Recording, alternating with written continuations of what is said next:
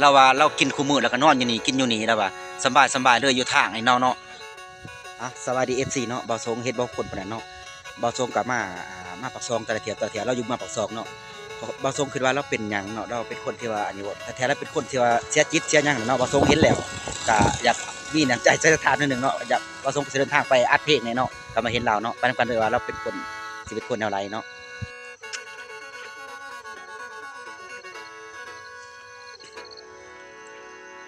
เฮ็ดหยังเอื้อยเฮ็ดหยังหั่นเฮ็ดกินบ่โอ้สภาพเราเนาะเจ้าอยู่ไสเจ้าอยู่บ้านนี่บ่ข้อยเห็นเจ้าหลายเทื่อแล้วล่ะอันนั้นข้อยคิดว่าเจ้าอยู่แถวไหนเมืองปากซองบ่มีมีบ่ของกินนี่บ่ของกินเจ้าบ่มีหยังกินบ่ประสงค์ให้เงินเจ้าซื้อขนมเด้อฮะเอาเอาเงินซื้อขนมนี่เอาบ่ขอให้เจ้านะเจ้าซื้อเป็นบ่เอาเงินแหน่เอาปรารถนาขอได้ติปรารถนาขอได้ติโอ้สภาพเนาะพี่น้องเนาะแล้วก็อยู่ผู้เดียวอยู่ป่าอยู่ดงพี่น้องเบิ่งติสภาพแล้วเนาะมาส่งกับว่าเดินทางมาเห็นเราจังซี่นะก็เลยป้อนให้เราซื้อขนมอันนี้บ่ของกินเจ้าป้าโถเฮ็ดกินผู้เดียวจะนอนอยู่ไสจะนอนหั่นโอ้เนาะแม่นหยังอยู่ไหนนี่มันแม่นหยังไหนนี่เครื่องหยังนี่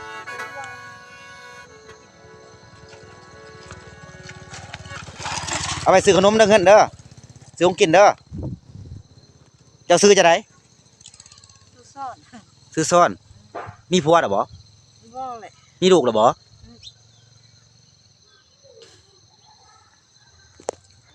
สภาพของเราเนาะพี่น้องเนาะเบิ่งนำกันเด้อเนาะเจ้าอยู่มาปากซองเนาะอ๋อของกินเจ้าจะสิเฮ็ดหยังเฮ็ดมันกันบ่เฮ็ดเฟอนี่โอ้อาหารไผให้เจ้าหั่นซื้อเอาเนาะเอาพี่น้องเนาะโอ้เราว่าเรากินคู่มื้อแล้วก็นอนอยู่นี่กินอยู่นี่แล้วว่าสบายเลยอยู่ทางไอ้เนาะบ่ส่งก็มาตลอดก็เห็นเราตลอดนั่งอยู่หม้องเดียวนี่แล้วก็บางเทื่อเราก็ไปตลาดหยังหั่นนะไปตลาดแล้วก็ไปเขาให้ว่าเวลาเฮาไปตลาดก็ให้ของกินบ่โอ้ก็ให้ของกินลาวเนาะโอ้เนาะปรารถนาให้ว่าส่งเลยติปรารถนาว่าส่งเลยติให้ร่ำรวยติบ่จักปรารถนาพี่น้องบ่ส่งก็สิได้เดินทางไปอันนั้นก็เด้อโอ้พี่น้องเนาะกินอยู่กับนี่เบิดพี่น้องเนาะพอได้สงสารเราก็ทักมาหาบ่ส่งหลายเนาะเนาะเจ้าบ่ได้เสียจิตซะหยังติ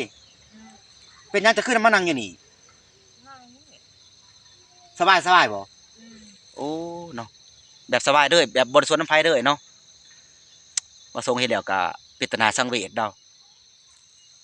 มันอยู่ดีมีแฮงเด้อบ่ส่งไปก่อนเนาะฝากกดไลค์กดแชร์ต่อไปเนาะฝากกดติดตามเราเนาะซื้อซ้อนเนาะจ้ะเนาะ